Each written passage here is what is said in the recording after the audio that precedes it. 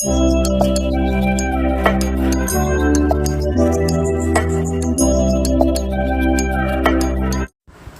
Friends, இப்போ நம்ம வீட்டுக்கு வந்து மீன் வந்திருக்குங்க. எப்போதுமே 11-12 மணிக்கு தான் எந்த ஜாமானாக இருந்தாலும் சமையலுக்கு வரும். இன்றைக்கி வெள்ளனமாக வந்துருச்சு. நல்லா பெரிய மீனாக வந்திருக்கு. இது என்ன மீனுன்னு எனக்கு பேர் தெரியல. உங்களுக்கு தெரிஞ்சிச்சுன்னா கமெண்ட் பண்ணுங்கள். மண்டையை பாருங்களேன், மண்டை செம்ம பெருசாக இருக்குது. உங்களுக்கு வீடியோவுக்கு சின்னதாக தெரியுது, ஆனால் பெரிய மண்டையாக இருக்குது.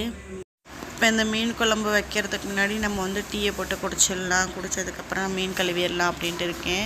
டீ குடித்தாதாங்க கொஞ்சம் வந்து வேலை வந்து கொஞ்சம் சுறுசுறுப்பாக ஓடும் நம்மளுக்கு. அதனால் நான் வந்து டீ போட்டுக்கிட்டு இருக்கேன். குழம்புக்கு வந்து பெரிய தக்காளி சைஸில் புளி எடுத்து வச்சுருக்கேன். இதை நம்ம ஊற வச்சிடலாம். பால் கொதிச்சிருச்சு. இப்போ நம்ம டீ தூள் சேர்க்க போகிறேன். சேர்த்துட்டு டீயை போட்டு குடிச்சிட்டு நம்மளோட வேலை நம்ம ஸ்டார்ட் பண்ணலாம். இப்போ இந்த மீன்லாம் கழுவியாச்சு. என் வீடியோ நீங்கள் ஃபஸ்ட் டைம் பார்க்குறீங்கன்னா சப்ஸ்கிரைப் பண்ணிடுங்க. இப்போ வந்து புளி ஊற வச்சுருக்கோம்ல, இதை நம்ம கரைச்சி எடுத்துக்கலாம்.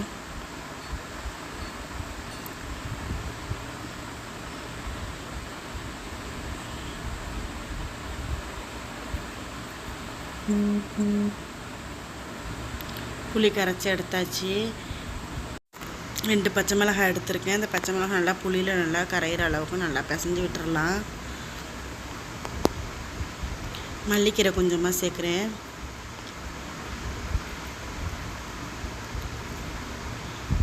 வீட்டு மசாலாத்தூள் தாங்க சேர்க்குறேன். பச்சை மிளகாயில் வந்து 2 சேர்க்குறனால வீட்டு மிளகாத்தூள் 3 ஸ்பூன் சேர்க்குறேன். ஏன்னா உரப்பு அதிகமாகிடுச்சுன்னா குழந்தைங்களாம் இருக்குது, எங்கள் வீட்டில் சாப்பிட முடியாது.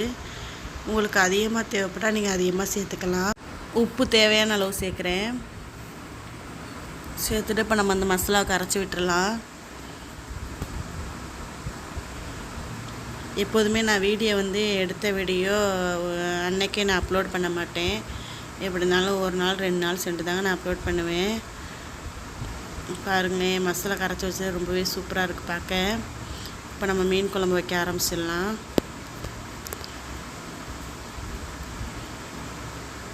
கொஞ்சமாக ஆயில் சேர்த்துடலாம்.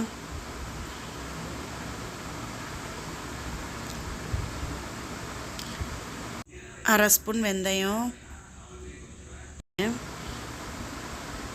கருவேப்பிலை சேர்த்துடலாம். பெரிய சைஸ் வெங்காயத்தில் 1 எடுத்துருக்கேங்க, அதையும் சேர்த்துடலாம்.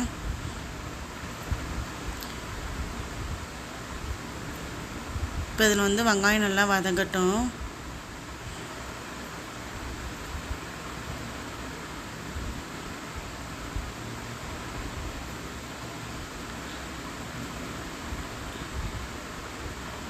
இப்போ நம்ம தக்காளி சேர்த்துடலாம். தக்காளி வந்து பெரிய சைஸ் தக்காளியில் 3 சேர்த்துருக்கேன். இருக்க புளியில் வந்து புளிப்பு அதிகமாக இருக்காதுங்க, அதனால் தக்காளி கொஞ்சம் கூட சேர்த்துருக்கேன். நீங்கள் வாங்கியிருக்க புளியில் வந்து புளிப்பு அதிகமாக இருந்துச்சுன்னா 2 தக்காளி சேர்த்துக்குங்க. இப்போ இதுக்கு பொரியல் பண்ண நான் வந்து வெண்டைக்காய் தாங்க வெட்டுறேன். வெண்டைக்காய் பொரியல் தான் செய்யலான்னு இருக்கேன். மீன் குழம்புக்கு வெண்டைக்காய் பொரியலும் சூப்பராக இருக்கும். இப்போ அந்த வெண்டைக்காய் வெட்டிடலாம்.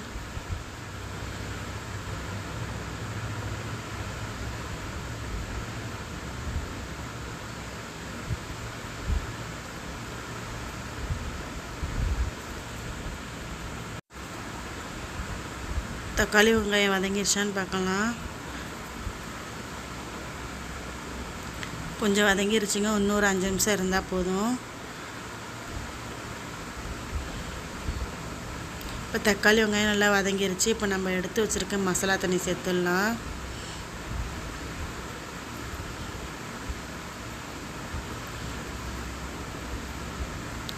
அவ்வளோதாங்க.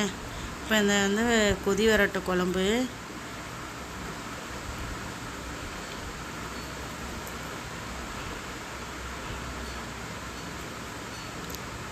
குழம்பு கொதி வந்துருச்சு. எப்போதுமே நான் வந்து குழம்பு வந்து ஒரு 15 நிமிஷமாச்சும் நல்லா கொதிக்க விட்டுருவேன். அப்போ தான் இந்த மசாலாவில் உள்ள பச்சை வாசனைலாம் இல்லாமல் இருக்கும். இப்போ நான் வந்து மாங்காய் சேர்க்குறேன்.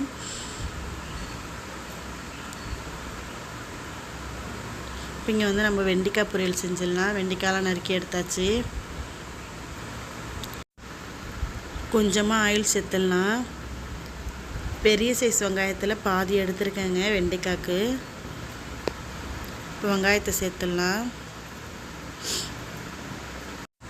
வெங்காயம் வந்து லேசாக வதங்கினா போதும். நம்ம வெண்டைக்காய் வந்து சுருளில் தான் பிரட்ட போகிறோம். அப்போ வந்து இந்த வெங்காயமும் நல்லா வதங்கிடும்.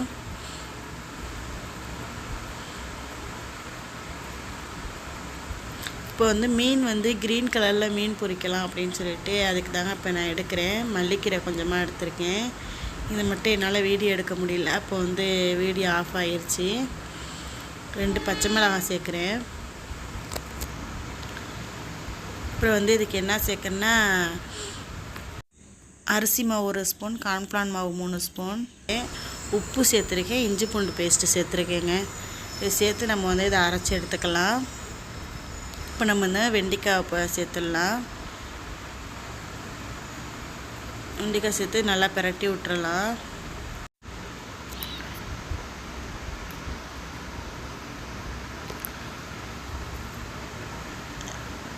பிரட்டி விட்டாச்சு. தேவையான அளவு உப்பு சேர்த்துடலாம்.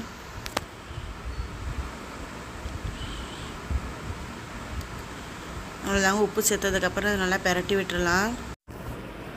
மிளகாத்தூள் வந்து 1.5 ஸ்பூன் சேர்க்குறேன்.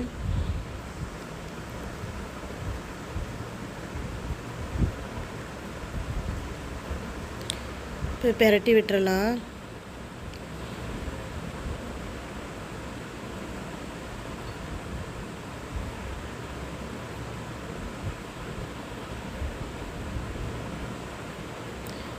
அவ்வளோதாங்க. வெண்டைக்காய் வேகட்டும். இப்போ இதில் 1/2 ஸ்பூன் மஞ்சத்தூள் சேர்த்துடலாம். சேர்த்துட்டு இந்த பேஸ்ட் நம்ம அரைச்சி எடுத்துக்கலாம்.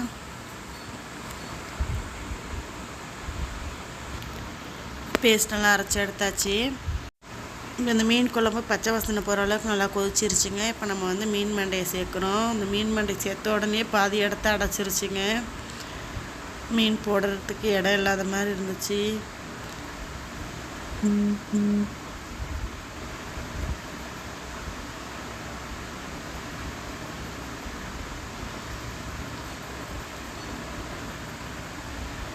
இப்போ எல்லா மீனையும் சேர்த்தாச்சு. மீன் கலராத அளவுக்கு நம்ம வந்து அமுக்கி விடணும். இன்னும் ரொம்ப போட்டு அமுக்கணும்னா மீன் உடஞ்சி போயிடும். இந்த மீன் குழம்பு கொதிக்கட்டும். பாருங்கள், பொரிக்கிறதுக்கு மீன் எடுத்து வச்சுருக்கேன். இப்போ நம்ம எடுத்து அரைச்சி வச்சுருக்க மசாலா சேர்த்துடலாம்.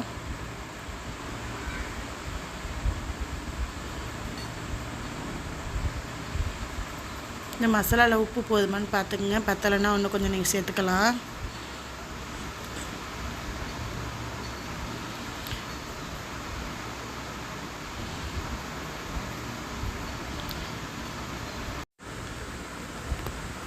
இப்போ மசாலாலாம் தடவியாச்சு.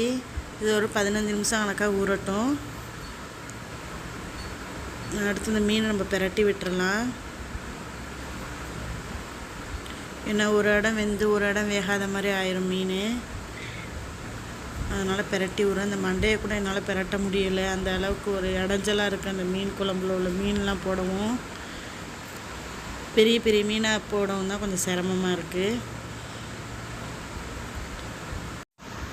அவ்வளோதான், மீன் குழம்பு ரெடி ஆயிடுச்சு. இப்போ ஸ்டவ் ஆஃப் பண்ணிடலாம். இப்போ வெண்டைக்காய் பிரட்டிடலாம். வெண்டைக்காய் வந்து கொஞ்சம் வதங்கிருச்சு. இன்னும் கொஞ்சம் வதங்கணும்.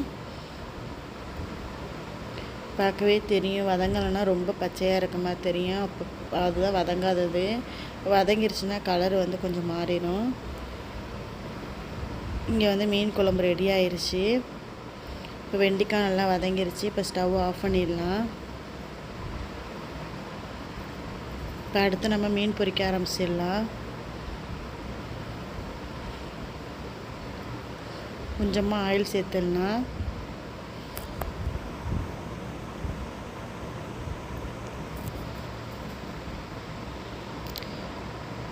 இப்போ எண்ணெய் சூடு வந்துருச்சு. நான் மீன் சேர்க்குறேன்.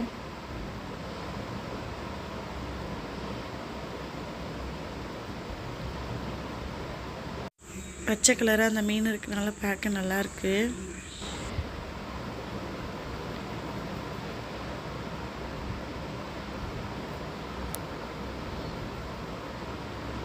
அந்த மீனை பிரட்டி விட்டுறலாம்.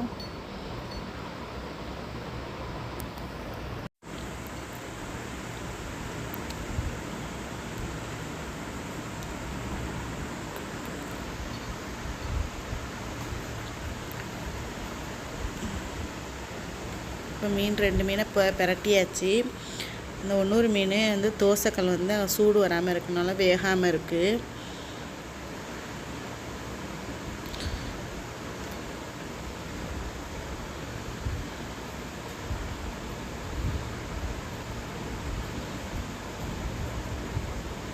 இப்போ 2 மீன் நல்லா பொரிச்சாச்சு. இப்போ 2 மீனை எடுத்துடலாம். பாருங்களேன், மீன் பொரிச்சது எவ்வளோ சூப்பராக இருக்குன்னு. இதே மாதிரி நீங்கள் மசாலா அரைச்சி பொரித்து பார்த்துட்டு எனக்கு கமெண்ட் பண்ணுங்கள். இப்போ இந்த 2 மீன் வேகணுங்க.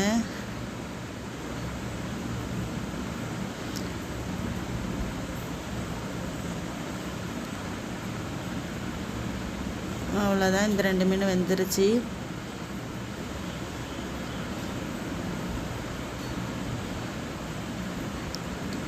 சூப்பரான மீன் வறுவல் ரெடி ஆயிடுச்சு. உங்களுக்கு இந்த வீடியோ பிடிச்சிருந்தா சப்ஸ்கிரைப் பண்ணுங்கள், ஷேர் பண்ணுங்கள், லைக் பண்ணுங்கள்.